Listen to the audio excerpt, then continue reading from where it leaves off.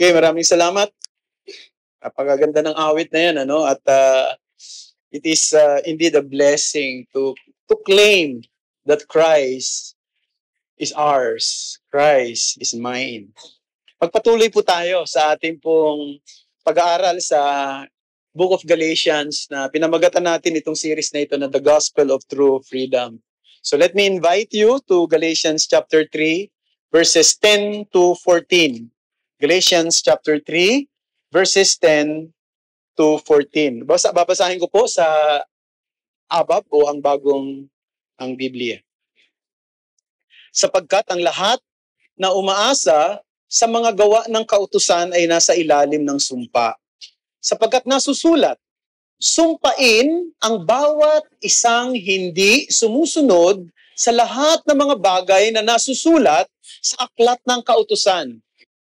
Ngayon ay maliwanag na walang sino man ay inaaring ganap sa harapan ng Diyos sa pamamagitan ng kautusan, sapagkat ang matuwid ay mabubuhay sa pamamagitan ng pananampalataya.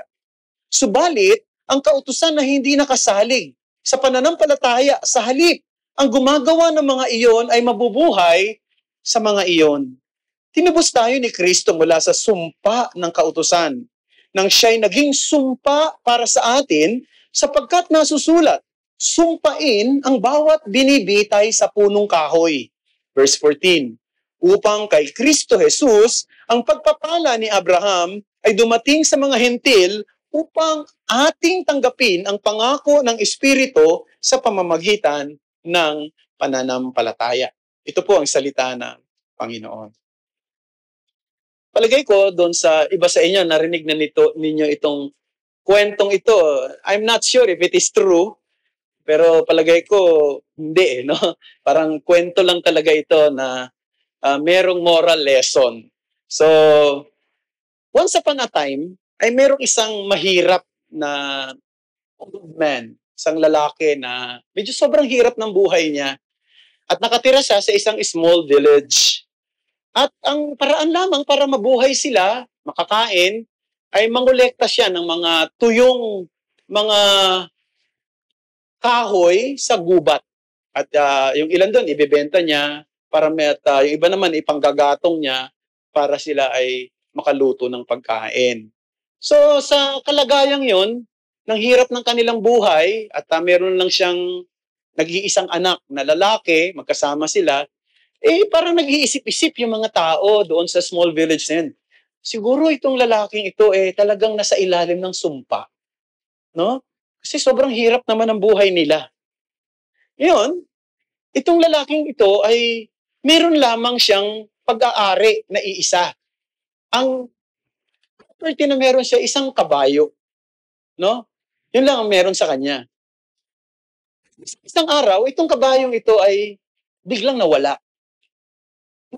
So sabi ng mga tao sa paligid uli at lumapit pa nga sa kanya, sabi niya, naku, napakahirap, napakasaklap naman ang buhay mo. Siguro nga baka nasa ilalim ka na ng sumpa. Kasi bukod sa hirap ng buhay mo, yung nag-iisa mo pang pag-aari na kabayo, nawala pa. Sabi ng lalaki, hindi kayo ang magsasabi kung ang nangyari sa akin ay sumpa o hindi. Pagkatapos ng isang linggo, mga kapatid, bigla na lang bumalik yung kabayo. At ito nangyari. May kasama pang 12 wild horses. Sabi ng mga tao, ba? Oo nga no. Mukhang hindi nga sumpa at pagpapala. Pagpapatay sa kanya. Kasi imagine mo yung isang nawala, ay may pumalit na 13 na sila ngayon. Pag-aari niya. Ngayon, kasi ito mga wild horses, yung anak niyang lalaki, tinitrain niya yung mga kabayo na siguro maging tame, no? Mapaamo niya. Habang tinitrain niya, nahulog siya sa kabayo. Napilayan ang kanyang 2 paa. Sabi ng mga tao, tama nga talaga ang hinala natin. Nasa ilalim ng sumpa ang lalaking ito kasi, kita mo nga naman, nag-iisa na lamang ang kanyang anak na lalaki na maaaring magsalba sa kanya, sa kanyang kahirapan, ngayon ay pilay pa. Sabi ng lalaki, hindi kayo ang magsasabi kung ako'y sinumpa o hindi. Katapos ng ilang linggo, nagkaroon ng digmaan. Ang kanilang bayan ay lalaban sa isang digmaan sa kanilang kapitbahay na bayan. At ni-require nila na ang lahat ng mga kabataan ay dapat kasama sa pakikipaglaban. Alam nyo, lahat ng mga kabataan at mga anak ng mga tao roon sa village na yon, na mga lalaki, ay isinama. Maliban lang doon sa anak ng lalaking yon, sapagkat siya ay pilay. Hindi po pwedeng lumaban. Sabi nga ng mga tao sa paligid, mukhang hindi siya nasa ilalim ng sumpa. Kasi mukhang tayo ang sinumpa. Kasi dahil ang ating mga anak, hindi natin alam kung makakauwi pa ng buhay. Samantalang ang kanyang anak ay buhay at nakikita niya. Yung kwentong yun, hindi ko alam kung totoo eh. Maaaring hindi naman totoo, pero may moral lesson doon eh. At ang gustong sabihin sa atin, madalas ng ating mundo, ang pagpapala at sumpa ay nakabatay sa positibo at negatibong experience natin. Kung medyo magaganda nangyayari, may pagpapala. Kung mga pangit ang pangyayari, sumpa. Ganon binabatay ng ating mundo, sumpa at pagpapala. Pero alam nyo, pag pumunta tayo sa Bible, ang sumpa po ay higit na seryoso kaysa sa iniisip ng marami ngayon.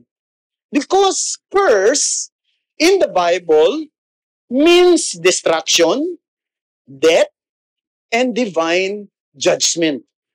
It is a plague of judgment that brings punishment upon individuals, group of people, or even nations. Diba, ganyan ang nangyari sa Sodoma at Gomorrah, kung natatandaan ninyo. Nagpadala ang Diyos ng apoy na siyang lumipol sa lahat ng tao roon, maliban lang kay Lot at ng kanyang mga anak. Naalala nyo na noong ang bayan ng Israel, ang kanilang mga kalalakihan ay nakipag-engage sa immorality. Sa mga anak na babae ng Moab, nagalit ang Diyos. Nagpadala siya ng plague. Nagpadala siya ng salot, isang sumpa sa mismong bayan niya. Ano pat 24,000 ang namatay nung araw na yon. At yan ay makikita natin sa Numbers chapter 25. Marami pa akong pwedeng banggitin sa inyo, kaya lang, baka umaba na yung oras ko rito at butin tayo ng tanghalian. So, marami pa tayong pwedeng sabihin. Wala na lang tayong oras ngayon. Now, dito sa pagpapatuloy ng pag-aaral natin sa aklat ng Galacia, kapansin-pansin na si Pablo mula pa sa simula ng kanyang sulat, ay kanya nang dinidepensahan yung doctrine of justification by faith alone, in Christ alone, apart from the works of the law. Yun ang kanyang dinidepensahan. Yun ang kanyang binibigyang diin na ang tao ay tatanggapin lang ng Diyos, mapapawalang sala, ituturing na matuwid. Hindi sa anumang bagay na pwede niyang gawin, kundi sa pamamagitan lamang ng ginawa ni Kristo na kanyang pananampalatayanan. Apart from the works of the law. At noong nakaraang 2 linggo, natatandaan ninyo, ay ang ginawa ni Paul ay gumamit siya ng isang malakas na ebidensya doon sa kanyang itinuturo. Yung malakas na ebidensya na yun ay walang iba kundi si Abraham. Sabi niya si Abraham ay, di ba, alam natin, si Abraham ay tinitingala, no? Ini-esteem highly ng mga Hudyo. Hindi lang ng mga Hudyo, kundi ng mga Judaizers mismo. Pinagmamalaki nila na sila ay galing kay Abraham. Pero ano nangyari kay Abraham? Sabi sa Genesis chapter 15, siya daw ay he was counted righteous dahil sa kanyang pananampalataya sa pangako ng Diyos doon sa binhi na ibibigay sa kanya para siya maging ama ng maraming mga bansa. Nanampalataya siya ron. At nung sa siya nanampalataya, sabi siya daw ay he was counted righteous before God. Siya ay itinuring na matuwid sa harapan ng Diyos. Hindi pa siya tinutuli noon. Genesis 15, doon yun nangyari. Genesis 17, tinuli si Abraham. Alam niyo yung pagitan ng Genesis 15 at ng Genesis 17 ay more or less, ayon sa mga scholar, ay 14 years. So 14 years after, tinuli si Abraham. No? At ang kanyang lahi. Para ipakita na sila ay kasama sa isang covenant nation. Sa isang covenant nation. Pero ang gustong patunayan sa atin ni Pablo, hindi kasama ang pagtutuli para si Abraham ay ideklarang matuwid sa harapan ng Panginoon. Dahil lang sa kanyang pananampalataya sa pangakong binhi na darating. Yan ay walang iba kundi ang ating Panginoong Kristo. So, doon ay isang malinaw na pagtuturo sa atin patungkol sa kahalagahan ng pananampalataya. Kaya nga, ang isang tao na ini-insist niya na dapat sumunod ka sa batas, no? Para ikaw ay ariing ganap, hindi lang manampalataya. Kay Pablo, ito ay isang tao na sa ilalim pa rin ng sumpa. Bakit? Sapagkat ang pagsunod sa batas dapat kompleto, hindi partial. Hindi it is not only about the law of circumcision ang susundin mo, kundi yung entire law. At kung ikaw ay hindi susunod sa isa, sunod mo yung marami, ang tingin ng Diyos sa'yo, lumapag ka pa rin sa buong kautusan. Hindi ba pinaliwanag din yan ni Apostol Santiago sa James chapter 2, verse 10. Sabi doon, for whoever keeps the whole law but fails in one point has become guilty of all of it. So on these terms, no one can be justified by the law. Justification comes only through faith in Jesus Christ.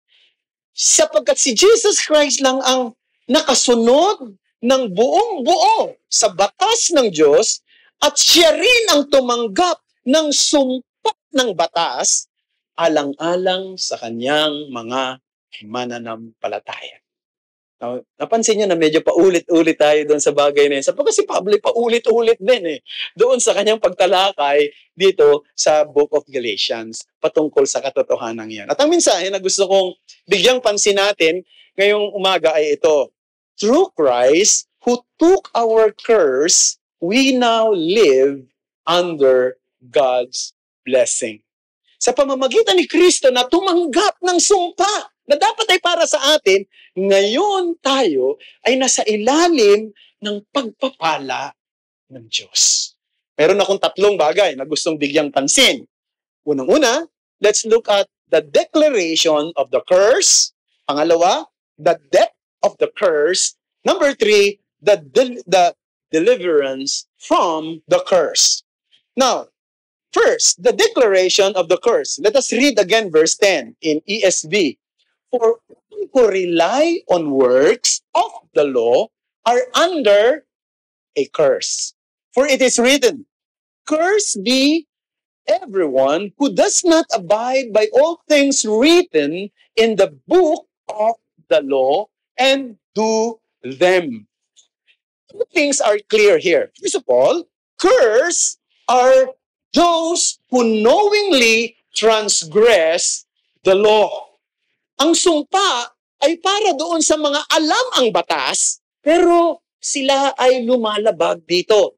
This most likely refers primarily to the Jews in Paul's day, particularly yung mga Judaizers na nagsasabi na ang mga mananampalataya ni Kristo daw ay dapat pa rin na sundin ang batas ni Moses para maging ganap ang kanilang kaligtasan.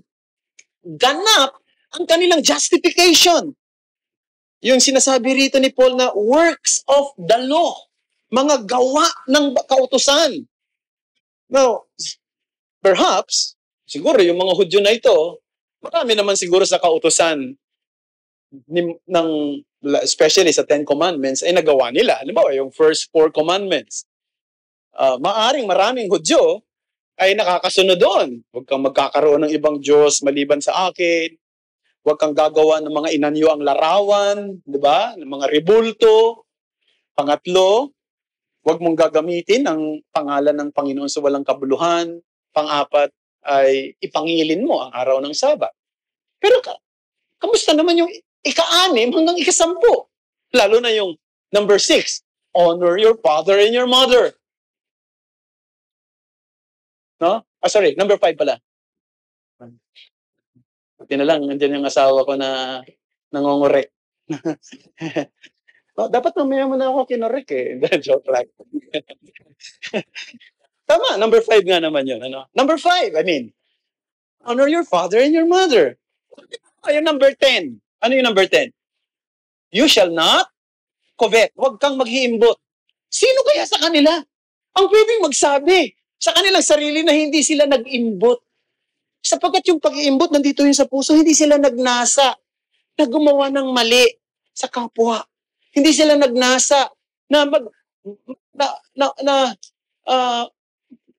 may makuha sa iba. Hindi sila magnasa ng mga bagay na ito. At kahit sino man sa atin, wala. Kaya nga ang bigat ng kalalagayan ng sino man kung tutuusin.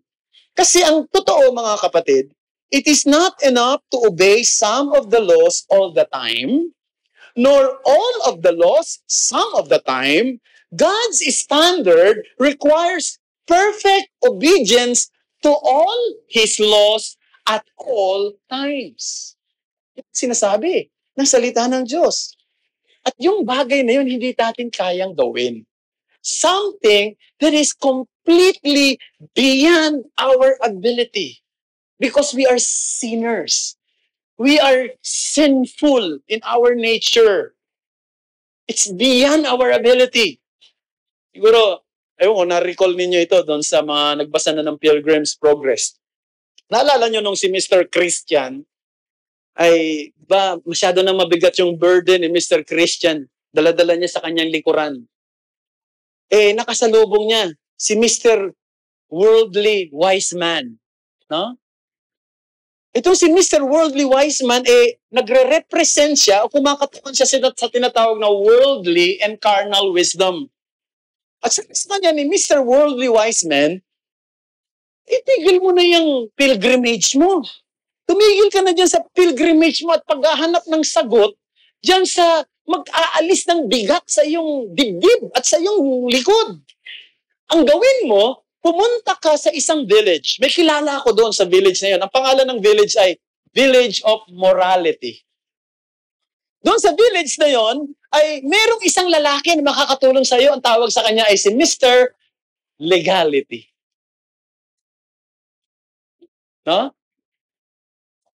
Sige, pumunta siya ron. Nung malapit na siya sa kanyang sa village, medyo paakyat pala yung village na yun. Hirap umakyat. No? At sabi niya, habang umaakyat siya, parang hirap na siya sapagkat parang bundok ito, hill. At yung hill na yun ay nagre-represent sa 10 utos o 10 commandments. Ang sabi niya, so steep and overhanging yung paglalakad niya na parang ang feeling niya na yung buong bundok ay tatabon sa kanya. Anong punto roon? Hindi rin siya mabibigyan ng solusyon ni Mr. Legality. Hindi rin siya mabibigyan ng solusyon doon sa Village of Morality sapagkat it is beyond his ability to obey the requirement of the law. For God will only accept you in His presence if you perfectly obey the law. So yun ang unang bagay. Cursed are those who knowingly transgress the law. Secondly, cursed are those who unknowingly transgress the law. So dito naman, ang sinasabi natin, paano yung mga taong hindi nila alam yung batas? Wala silang alam sa 10 utos. Wala silang knowledge sa Bible. O sila ba naman ay i-require pa ng Diyos, parurusahan pa rin ng Diyos, ipapanish pa rin ng Diyos? Hindi nga nila alam yun eh. Alam niyo ba ang sagot ng Bible? Ang sagot ng Bible ganito. Lahat daw ng tao, kung kahit na alam mo ang batas at hindi mo alam ang batas, sinulat daw ng Diyos yung batas na yan sa puso nating lahat. Tayo meron yan. Dito sa puso, basahin natin Romans chapter 2 verses 14 to 15.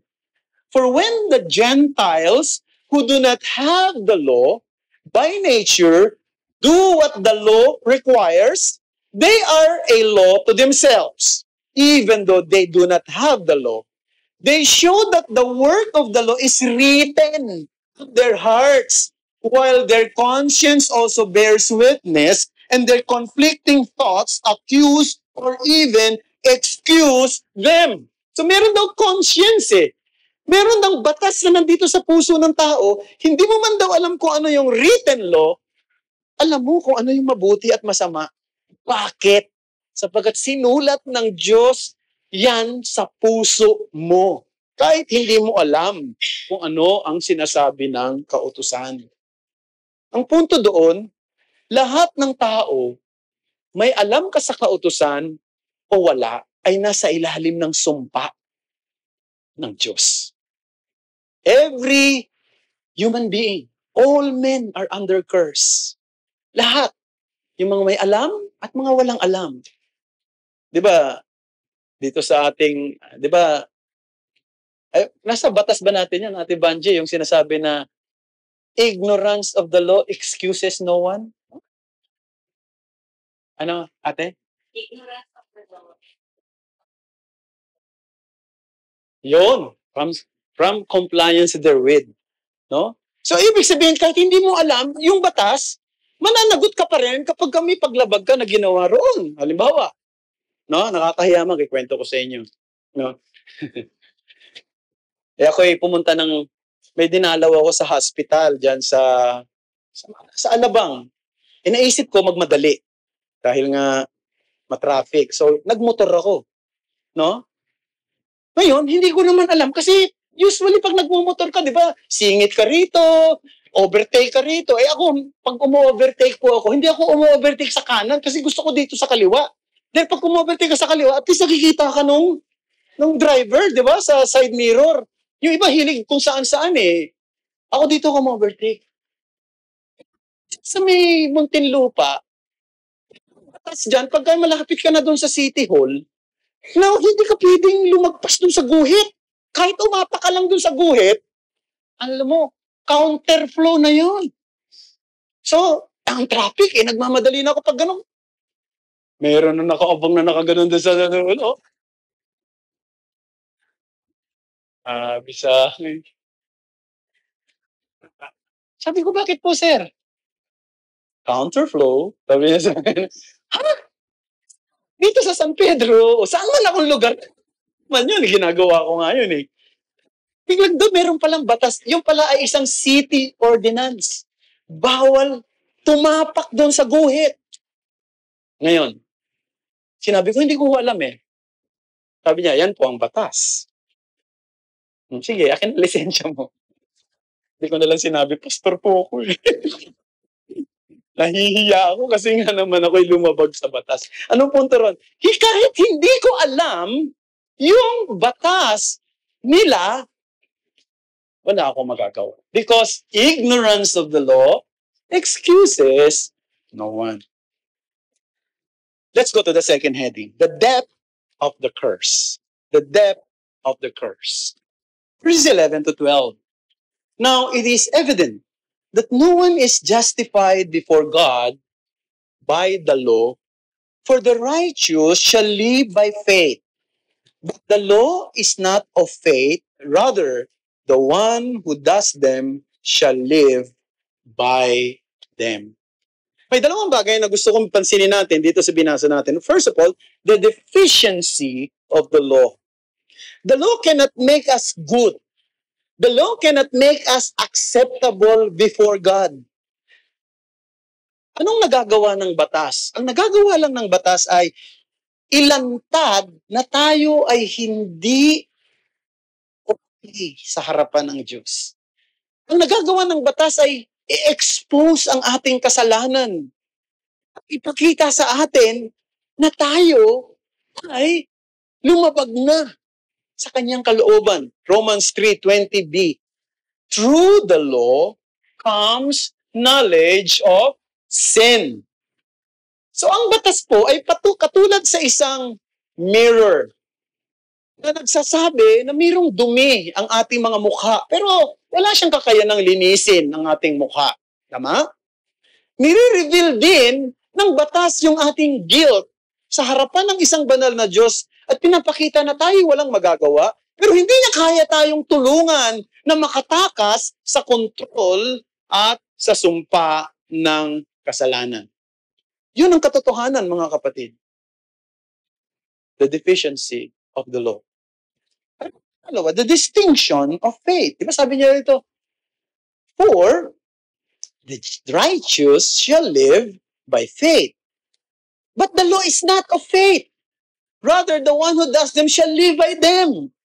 So, yung law at yung faith, meron silang relationship, meron din silang connection, pero hindi sila pwedeng pagsamahin, hindi sila pwedeng paghaluin. They cannot be mixed. Bakit? Because the law is about achievement and doing, while faith is about believing and trusting.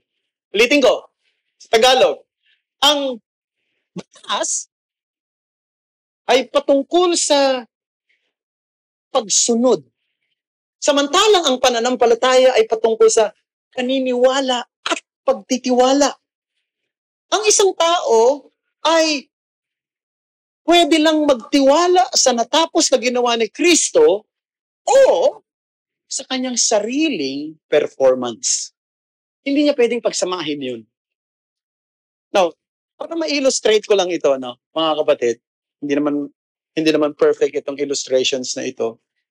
Imagine na merong isang bangka na nandoon sa pangpang, nakadikit sa pangpang, no? Nakadikit. So yung isang paa mo ay nandoon sa bangka at yung isang paa mo naman ay nandoon sa pangpang. No? Ngayon, pag aandar na yung bangka, dalawang bagay lang ang pwede mong gawin. Alisin mo yung paa mo sa pangpang at ilagay mo doon sa bangka o alisin mo yung paa mo sa bangka at ilagay mo sa pangpang. Sapagkat kung hindi mo aalisin, pag umandar yan, saan ka pupulutin? Doon sa tubig, o kung di ka marunong lumangoy, lunod ka. Anong gusto kong sabihin doon sa punto na yan?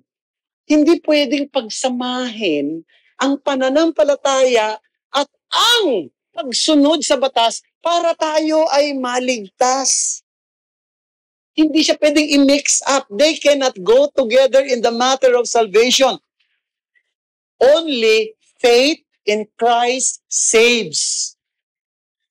Only faith in Christ saves. At yung totoong pananampalataya, hindi lang ito nagdadala ng buhay, kundi ito ay nagpo-produce ng isang totoong hangarin ng kabanalan at pagsunod sa batas ng Diyos.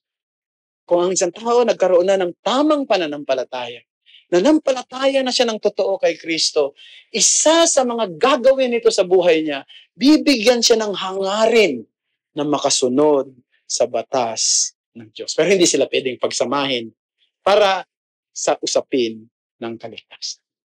So una, nakita natin the declarations of the curse, the death of the curse. Now let's go to the last, the deliverance from the curse. Verses 13 to 14.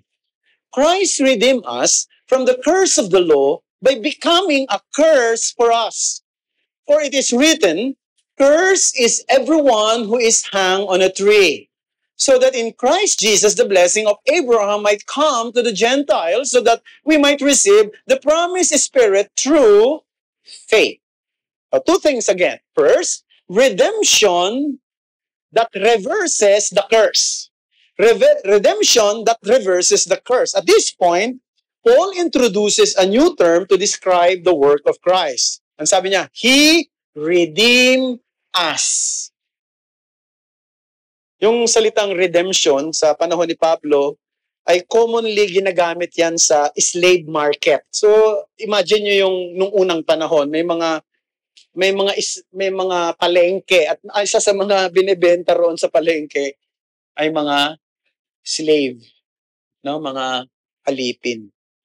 Madalas yung mga taong yan, mga nahuli sa naging bihag sa digmaan, o mga taong sobrang malaking utang na hindi na kaya nilang bayaran yung utang, naging alipin na lang sila. Para rin naman pakinabangan sila minsan ng mga tao na kumuha sa kanila, ibebenta na lang sila. Kaya merong slave market. So doon, dalawa ang pwedeng gawin ng mga bumibili. Pwede niyang bilhin ang isang alipin para maging alipin niya. Pero meron pang isa. Pwede niyang bilhin ang isang alipin para makalaya na siya sa pagiging alipin. At alam niyo mga kapatid, ordinarily, kung sino may pinakamataas na bidding, sila yung makakabili ng alipin. Noong araw may bidding na talaga. No? Hindi lang yan sa DPWH. No? Noong araw meron na talagang bidding. No? So mayroong pinakamataas na bidding, siya yung makakakuha makakabili ng alipin. Kapatid, yun ang ginawa ng Panginoong Kristo. Siya yung highest ransom of all.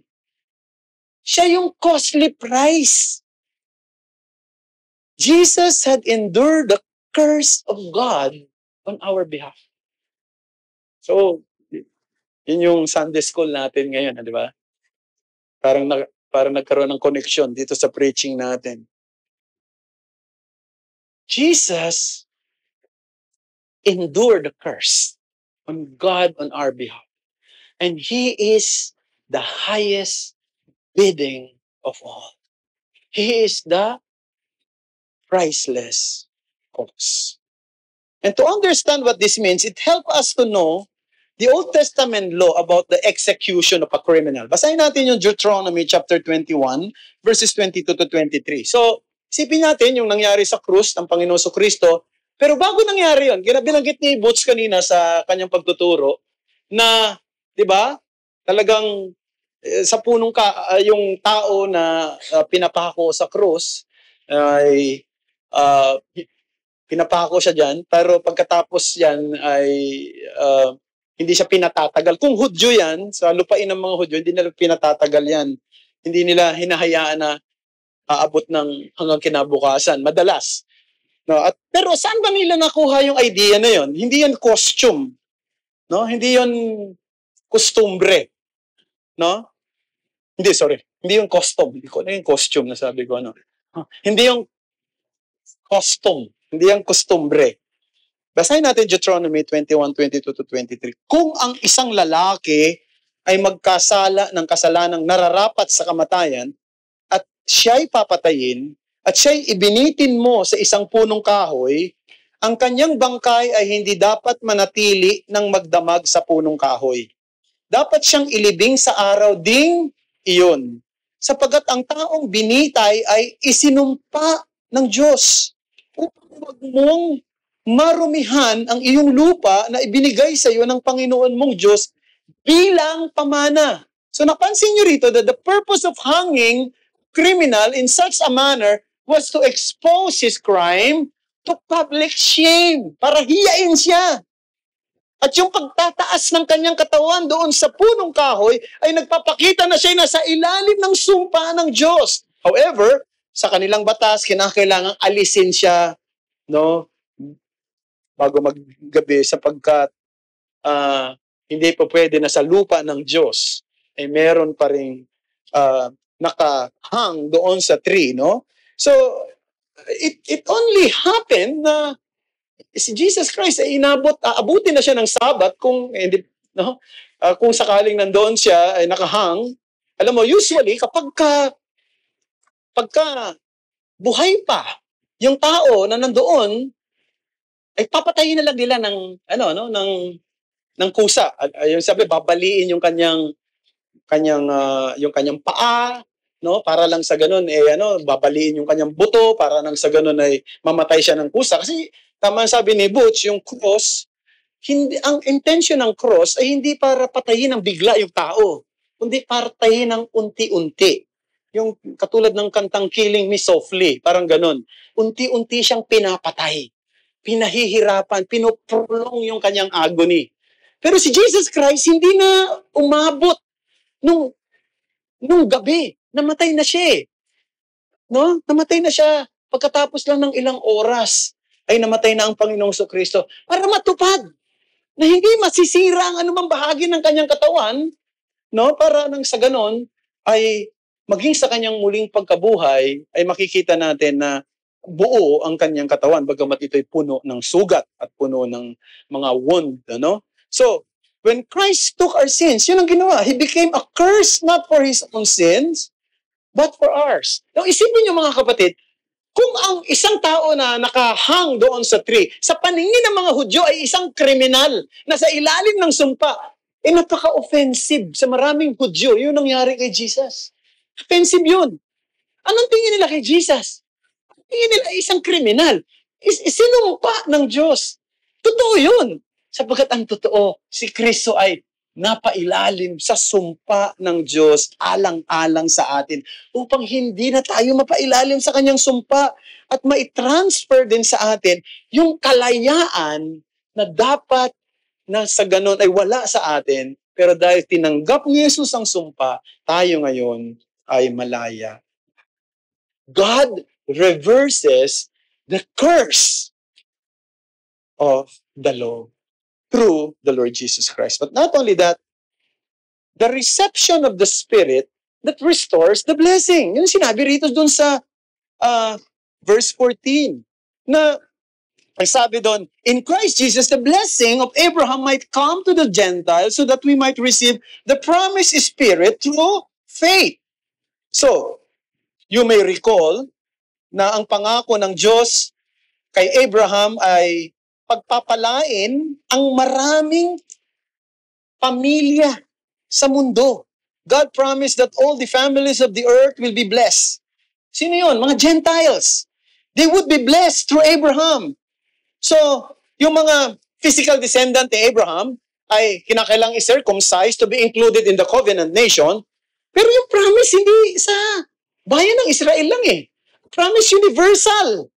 Reaching beyond Israel to all nations. And how would this promise be fulfilled?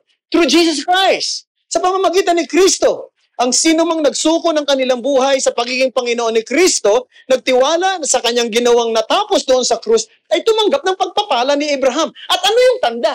Ano yung tanda? Hindi na circumcision. Sabi rito, ang pangako ng Espiritu Santo.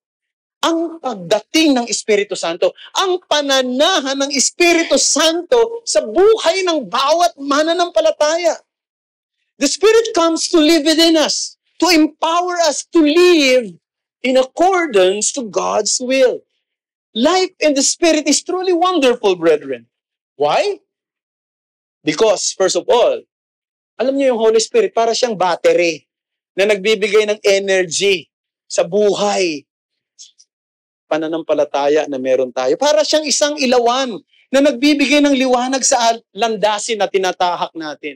Para siyang apoy na nagbibigay ng init sa ating puso sa panahon na parang nanlalamig na tayo. Para rin siyang apoy na siyang nagdadalisay sa ating buhay para alisin yung mga impurities natin. Para rin siyang mirror na nire-reveal yung mga dapat nating baguhin. Para rin siyang tubig na nagbibigay tighaw sa ating kauhawan. Para siyang hangin, di ba yung hangin ay malaking tulong yan sa mga nagsisail, yung mga naglalayag sapagkat yung hangin ang tumutulong sa kanilang paglayag. Ganon din ang ginagawa ng Holy Spirit. The Holy Spirit helps us in our journey toward God's purposes. The Holy Spirit is also our compass, our guide, walking with us on every step of life's journey. God has reversed the curse of the law for every believer. Christ bore the curse on our behalf, and the Spirit enables us to live life pleasing to God. So, yun po yung nakita natin dito. At ito yung ginawa ni Kristo para sa atin. Kaya nga, pwede nating sabihin, ang pagiging Kristiyano, ang pinakamapalad na buhay sa mundong ito. Ang pagiging mananampalataya, ang pinakamapalad na buhay na walang pwedeng ihalintulad. It is incomparable.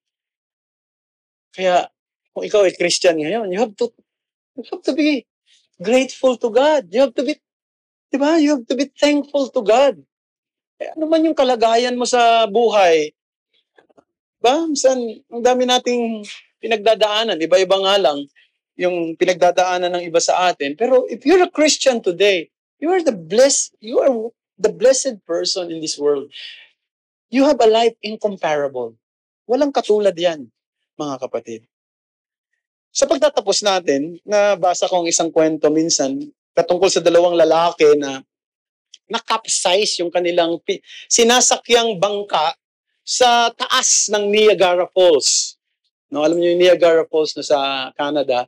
So sa taas, diba, taas yan, tapos may talon dito. So na-capsize yung kanilang sinasakyang bangka, tumaob. Dahil medyo malakas ang current ng tubig, buti na lang may nakapansin ng mga tao sa kanila.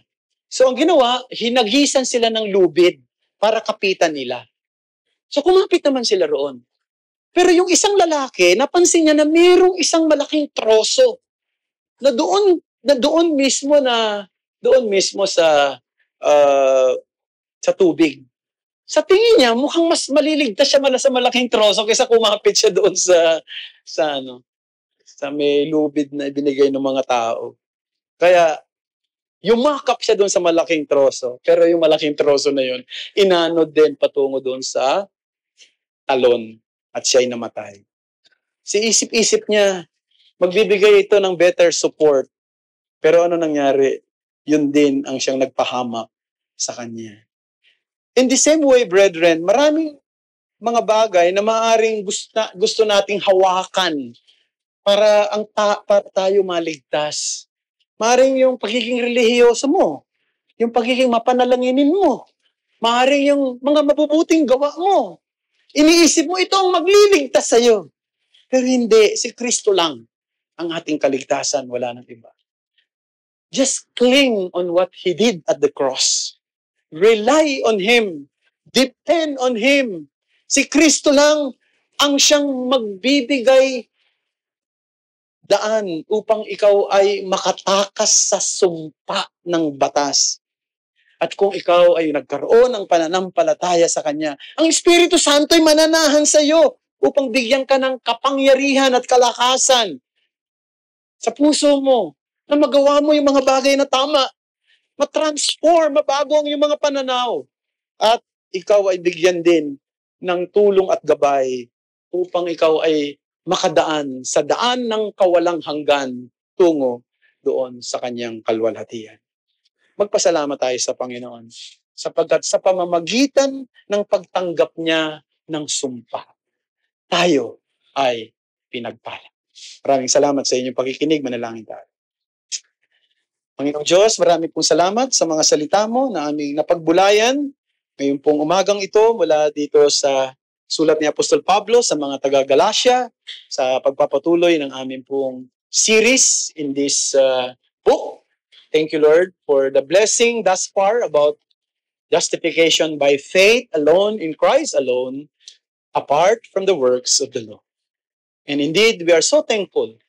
We are so grateful to Christ. We are forever grateful to Him na dahil sa Kanya meron kaming pag-asa.